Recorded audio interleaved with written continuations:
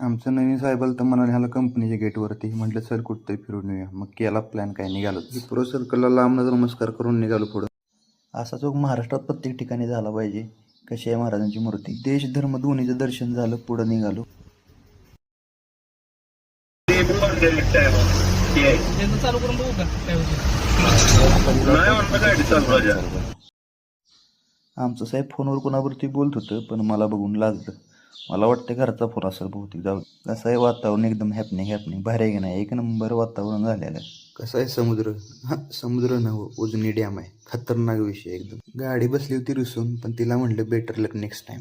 खरा विषय तर हेच आहे, माफ करा पण आम्ही बॅचलर लोक आहे, जे मिळेल ती खायला लागते, काय करणार. झाले शूटिंग आता. किती जरी ते धन्या ठेवलीस तरी काय राहणार आहे खावा. खाणार तर रोटीच खाणार. भाऊसने पांढरी एक रोटीच पाहिजे होती, त्यामुळे त्यांनी काळ्या भाकरीचं प्रपोजल नाकारलं होतं.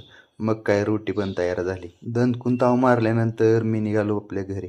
मग काय भाऊने काढली गाडी आणि मला निघालं रेल्वे स्टेशनला सोडायला.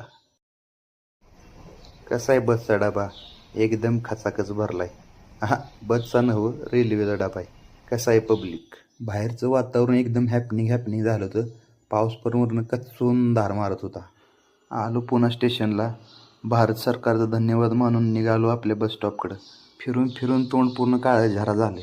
दाखवायचं का लपवायचं ते समजा. आणि म्हणते ती रेल्वेचं ब्रिज पडतील नाही तर काय होतील, गर्दीच एवढी आहे. तर आलो आपल्या हिंजवडीमध्ये परत. वातावरण बघून एकदम चेहऱ्यावर ग्लो आल्यासारखा. वातावरण कसं एकदम हॅपनिंग आहे, एकदम एकच नंबर.